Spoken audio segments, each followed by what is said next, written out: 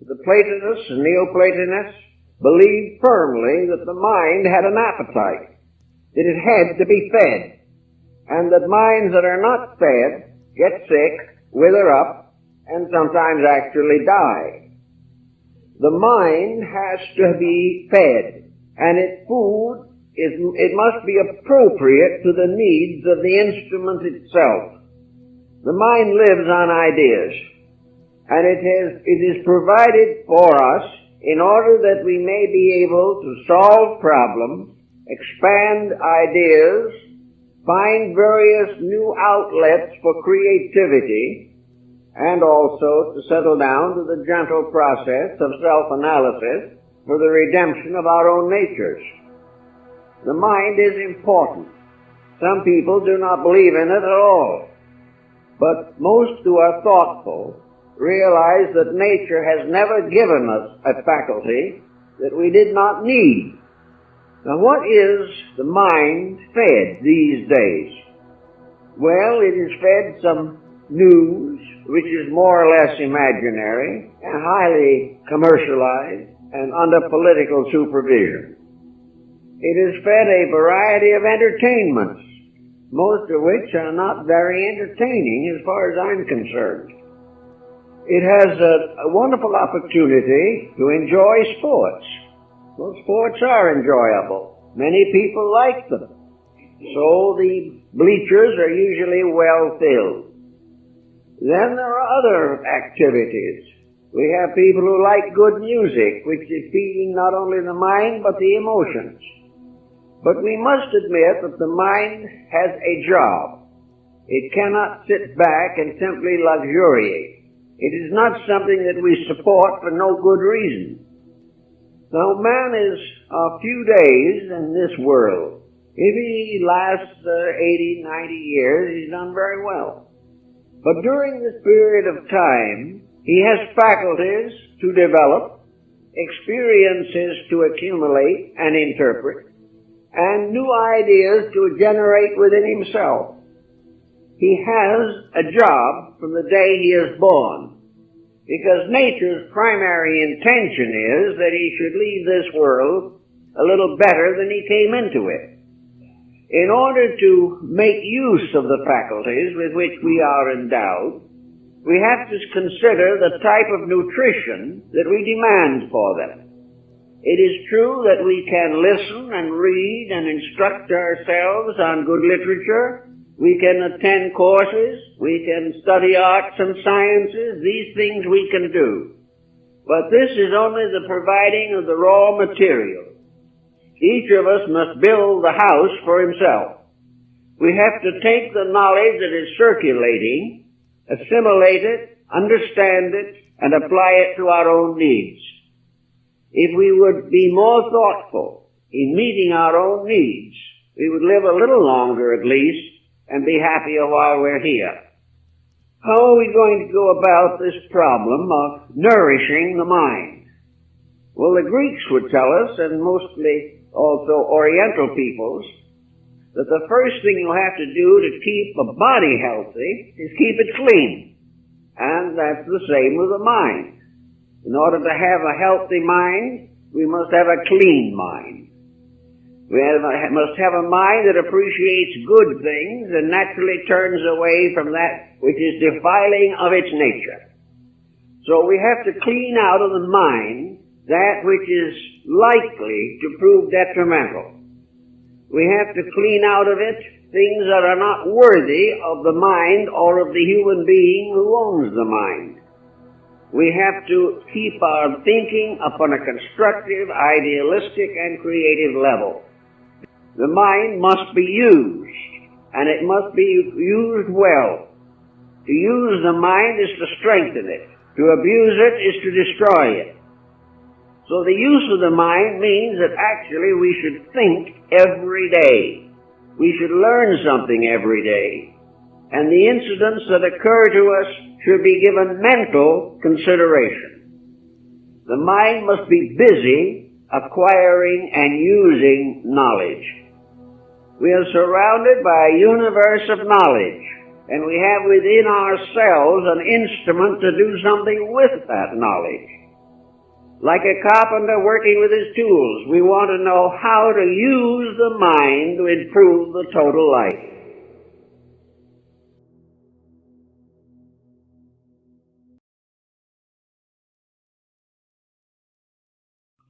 Asclepius and Hermes in the dialogue pointed out that the time would come when Egypt, which of course was a symbol of the whole world, would forget its gods, that it would deteriorate, that it would depart from heaven, that it would build false images, false goals, and false purposes to justify its own errors, that it would go into a state of conflict with all other things, that it would waste the values of the earth. He points out definitely that the earth would be impoverished, the soil would be impoverished, that the humanity living would have no conception of its responsibilities, but would live for pleasure and profit alone. And as this happened, gradually the planet would become a desert, that everything that was useful would no longer be able to function or manifest itself. But that in spite of this, that something inside of the human being could not die. This eternal life that was recognized in the great mystery system went on. And also in the course of time, the life within the individual would revolt against the misconduct of his mind, emotions, and body. And when the great tragedy revealed itself to be the result of human selfishness, cupidity, and ignorance, the humanity would then go back to the gods, go back to the divine principle within himself, and create a new world, emerging out of his own repentance, out of his own realization of his mistake, out of his own fear, perhaps, of the final destruction of himself and everything that exists. But nothing will be destroyed. It is all part of the illusion. It is an illusion which continues until the human being makes peace with universal law. When the human being accepts the governorship of the great values of life, he is then no longer subject to the infirmities of the flesh.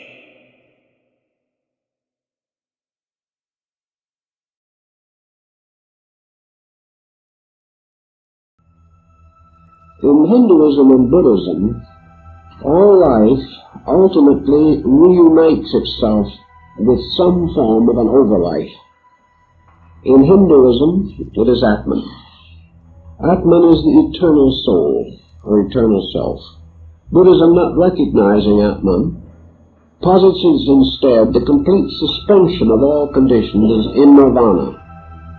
But the Atman, or the final overself, whether it be union in consciousness with the Buddha, or reunion with God, or oneness with the infinite. The concept is that what we call evolution has an over pattern, a pattern larger than anything that we can appreciate. These separate sparks which make all forms of life, from the tiny gnat floating in the sunbeam, from the electron and the atom, from all the kingdoms of nature, and even into the mysterious divine hierarchs described in the visions of saints. All of these sparks of life were cast from a single fire, one tremendous consciousness. And this one spiritual flame broke up into an infinite diversity of sparks, and each of these sparks became a living thing of some nature. In some of the Eastern fables it is said that this being entered into meditation, and in its meditation imagined itself to be embodied, and went through the processes of embodiment as an inner function of its own consciousness. And this inner function we know as creation. This supreme power became infinitely diversified through infinite time and infinite space. The purpose of the growth of form was not that form should improve, only in this way that life itself can become released from form.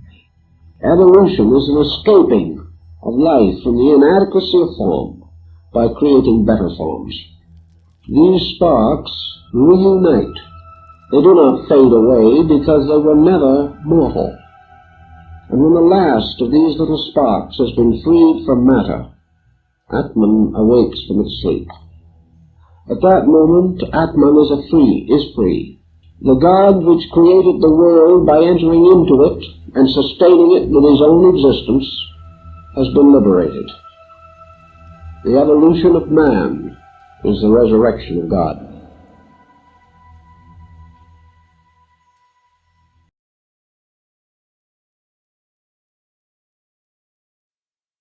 We were put here with every advantage conceivable. There is every possibility of a wonderful, beautiful existence in a natural environment divinely created. But we got into trouble, and we finally lost our participation in this better kind of life. And to sort of compensate for it, we were given another garden, the garden of the mind. If the mind is put in order, man through his mind can put the world back into order. So the mental garden was to be a place where the human being reconstructed, reformed, and regenerated his own inner life. So the idea of the tree of the mind was to become the symbol of man taking dominion over himself. If he had the courage to build this wonderful happiness tree, he could sit under the shade of it and rest and think and have a beautiful environment in his own closing years. Or, as the Buddhists believed, he could take it with him into the other life, and where he was in paradise, his tree was with him, because it was his tree that made that place paradise. You can't build your own happiness tree until you have served in every possible way the needs of others. The happiness tree is not something you can build by determining to make yourself happy. This tree must come and bear fruit because of the seeds you have planted. And the seeds you have planted are the good thoughts, the good deeds, the understanding and assistance you have shared with other human beings. Every kind word plants a seed. Every cross word allows a seed to die. Every beautiful gesture of helpfulness helps the wonderful happiness tree to grow. Every good deed helps it to grow. Every bad deed is a worm in the fruit. We have to make a definite effort to take care of this wonderful inner world, which is a garden of our thoughts and emotions. You can't see it, but it's there, and it manifests itself in the way things happen in the outer life. Everything that happens has a meaning, and each person must find ways of making this meaning constructive, useful, and helpful.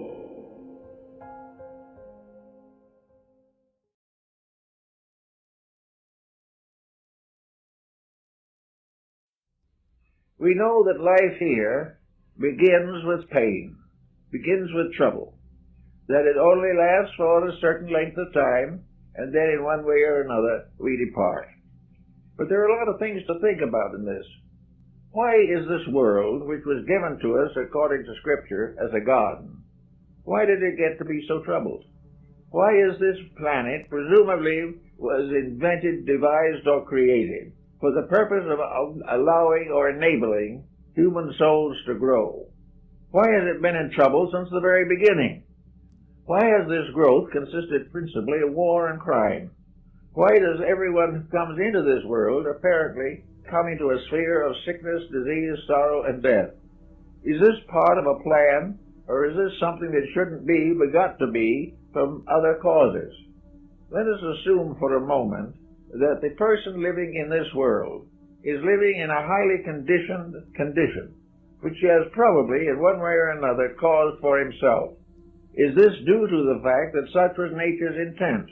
Or is it due to the fact that humanity in one way or another has tried to take over nature, has tried to rule nature rather than obey it, has tried to create its own laws, and has set up a human autocracy in the midst of a divine one? Supposing he had obeyed the laws of life as they were given to him and revealed again and again through his sacred writings and the wisdom of his sages, we would say the human being was born in peace. There were no deformities. There was no hereditary sickness, disease, emotional incompatibilities, broken homes, from which the individual had to come. Suppose that was eliminated. The result would be a very different type of person. He would be endowed with the simple fact that he could exist happily and comfortably, and for the most part in good health. We have taken natural laws and so misused them, distorted them, and ignored them, that we have brought down upon ourselves a mass of troubles which were not necessary and which were not intended by nature. Nature did not intend man to come into a world of miseries, suffer, and depart in pain. These conditions are due to human action and thought. We have taken this world, which might have been a very happy playground, and turned it into an infirmary and a vast graveyard. This is not the experience he was supposed to be ready to receive. It was assumed that he would come to this world to gradually come to glorify the Creator and the creation. Instead of that, he has come in the end to damn them both.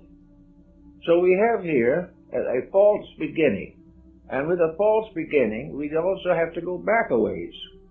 We are all here with infirmities that have come from the misdeeds of our ancestors, and these we carefully pass on to our descendants. It is dawning upon us that it's possible that all these misfortunes are not necessary, that they were not in the original archetype, but have been the result of vicious misinterpretation or distortion of the common facts of good nature and common sense. So we go along through the years and we get sick, and we get tired, and we get tempted, and one by one we fall under some form of disease or displeasure which begins to corrupt our natures. What we really are is growing creatures in a midstream of life. We came from something less and we're growing into something better. It is as though a very nice government were set up with a proper representative, and in the course of time a bunch of gangsters took it over. And these gangsters are our selfishness and our deceits and our stupidity and our rejection of common sense. All these together have ruined what might have been a pretty good place to live.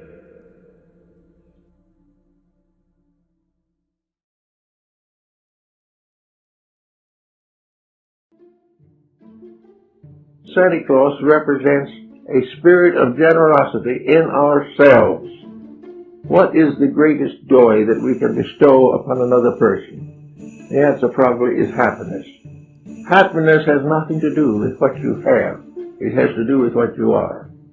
Happiness is being at peace with yourself and looking out upon a good world. Happiness, therefore, comes not from what you have, but from an inner sense of unity with life. We have here a problem that we're going to have to face more and more. We can't move out of this environment very well. We are here on a little molehill, which we are outgrowing very rapidly. We have less and less land. We have to destroy more and more in order to survive. The very earth and the elements are polluted. We are constantly creating unnecessary problems and causing suffering to each other. Actually, we are wearing out the world as we know it and the patience of whatever that creating power is.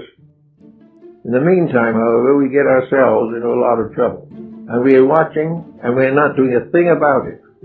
Our entertainment is mostly the dramatization of crime and delinquency.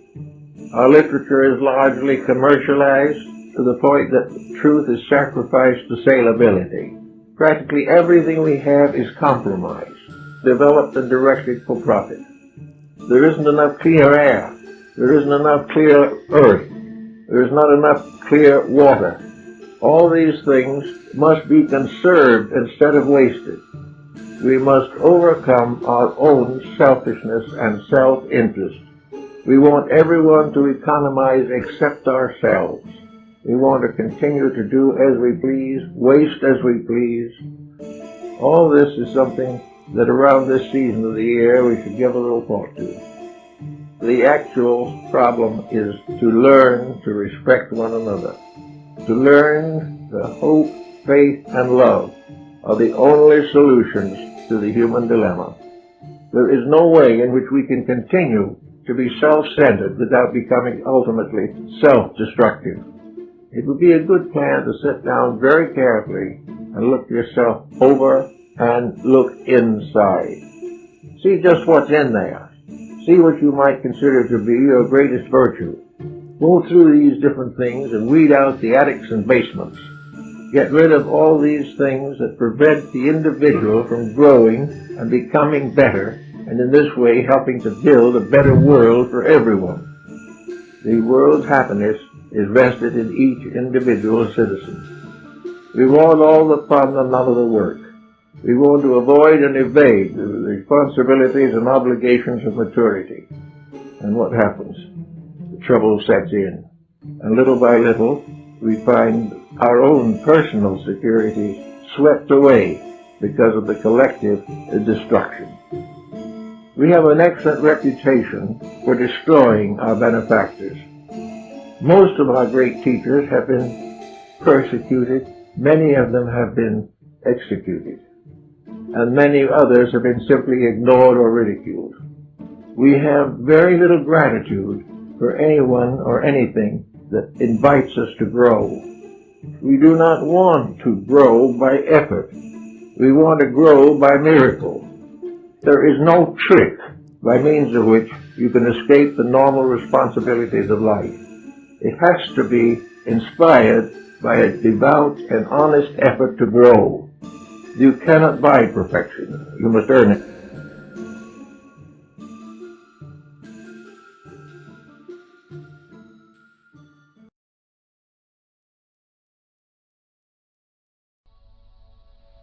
The laws of nature are also the laws of God. All visible processes are invisible processes made visible, and God is made visible in creation. So that man does not just have to follow the revelations of other men. He doesn't have to depend entirely upon the authority of the elders. He has a living wisdom available to him. He has this wisdom which is the wonder and working of the world. We have now the possibility of man exploring God through examining the universe. In this analogy between God and nature, there arose another mystery, and that was the mystery of the macrocosm and the microcosm. The macrocosm was the great world with all its machinery, and the microcosm was the little world fashioned in the image of this greater world. Our ancestors came to the conclusion that the most complete working instrument by which the universal will can be made known is man himself. Man is the microcosm. Man is the little creature fashioned in the image of his God. Thus, to see man, in a sense, is to see the Creator.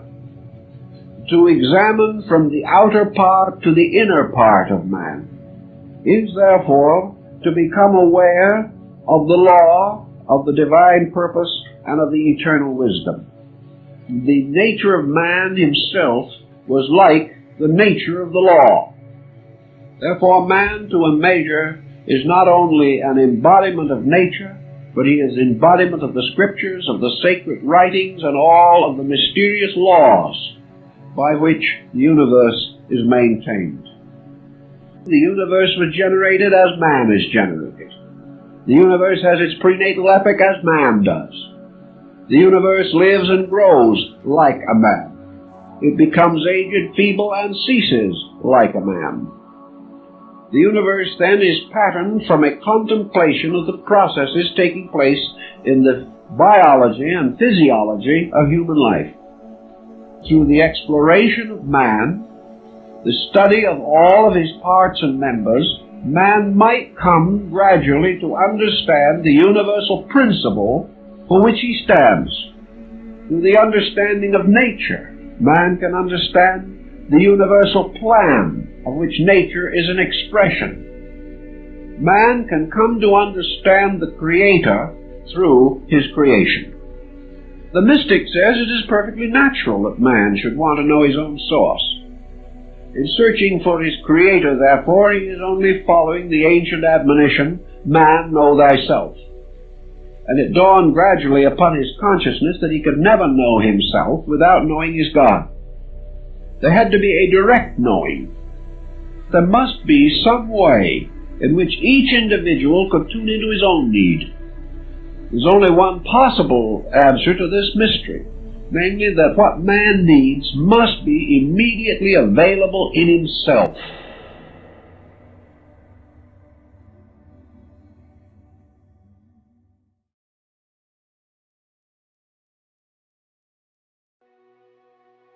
From a very early time, the idea of a utopia was strongly fixed in the mind of the people.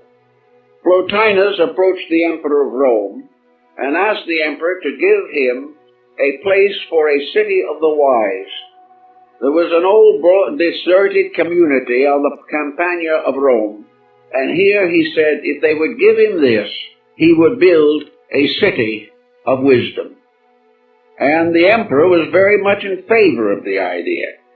But when it was presented to the Senate, they turned it down instantly. And the reason they turned it down was very simple.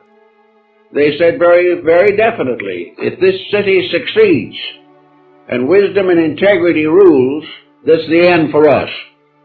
So rather than take a chance of losing their own corruptions, they forbade the building or dedication of Platonopolis, the city of the wise. But the dream went on through More's Utopia, through Bacon's New Atlantis. And in Bacon we find the summarizing of the whole concept, the New Atlantis, which is America. That here was to be the great experiment, that opportunities and privileges and rights, that a clean earth free from the conspiracies of Europe would be able to accomplish that which was necessary. Now the Atlanteans seemingly had certain concepts that were important. But as Plato points out, they rose against the truth. They destroyed themselves by the corruption of knowledge. They created a scientific empire, and their own sciences destroyed them. There was the story of the land that destroyed itself by losing its own virtues, by corrupting its own ways. We have given a thought to the idea that the Atlantean Navigators brought with them some colonizers. These navigators landed on various areas and established centers of their own culture.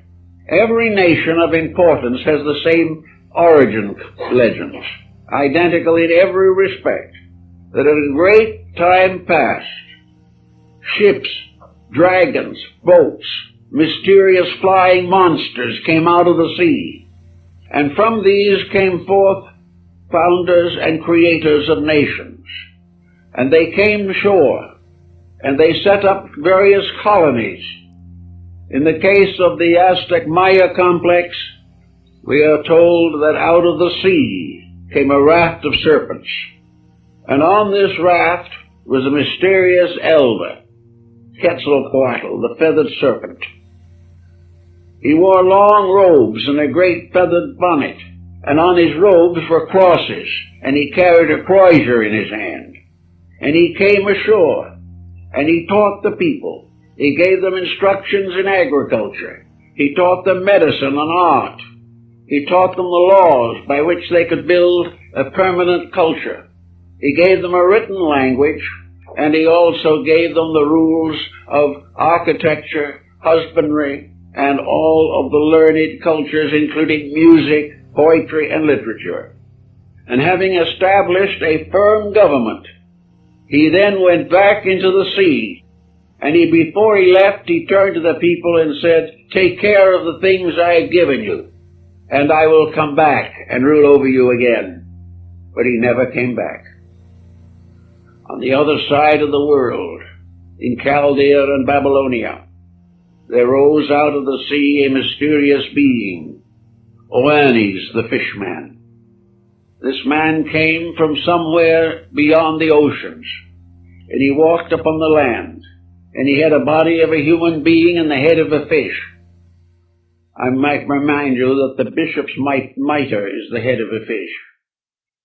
And this being taught the people. He gave them the language, he taught them medicine and art, he taught them agriculture, he taught exactly the same things that Quetzalcoatl had taught to the Western Hemisphere. He also returned to the sea and said he would return, but he never came back. Now it is believed by some at least that these were from the Atlantean continent. They were civilizers from that mysterious land that vanished away, according to the Codex Torano, taking 60 million people to death in a single night. The reason they never came back was because they had been destroyed. One way or another, the message came through that there was a plan for the Western Hemisphere. This paradise of the West sort of built up a reputation for itself. A reputation of beauty, of wonder, of unspoiled land, of common kindness, and of peace and freedom from all of the stress and emergencies of European life.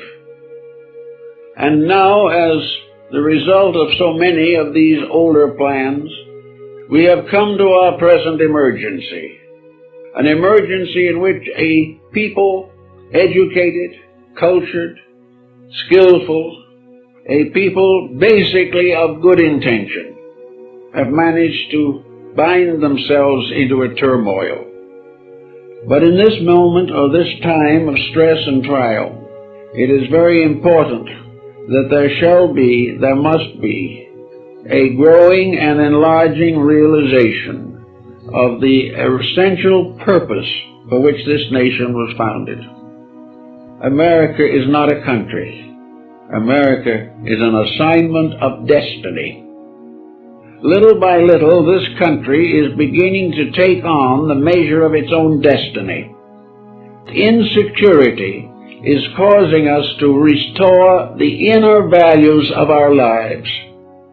We have made a mistake, a bad one, and we are being tempered by a fire of adversity, but we are not going to be destroyed. Millions of people who not long ago had very little but superficial thoughts are now beginning to sense the importance of investigating, considering, enlarging, and improving their own inner lives and making new and gracious dedications to the common good. Worldliness is gradually coming to an end. Worldliness is the individual investing his hopes, his beliefs, his fears, and his securities in material things, the most fragile and impermanent of all. There is no permanence in this world. There is no permanence in the institutions that we build. There is no security in this material state of things. Security consists of the unfoldment of eternals and principles within ourselves. It may take time before the internal is strong enough to control the external, but that's what has been building up since the beginning. Man's gradual victory over the weaknesses in himself. If you go out in the night, you see only the stars, maybe the moon. You sit quietly under this bowl of heaven with all of its lights, and if you are very still and very quiet, these stars open like flowers, and you behold the hierarchy. You behold the great universal plan, and you realize that man cannot frustrate the work of 100 billion suns, that he cannot destroy the great plan which has existed forever.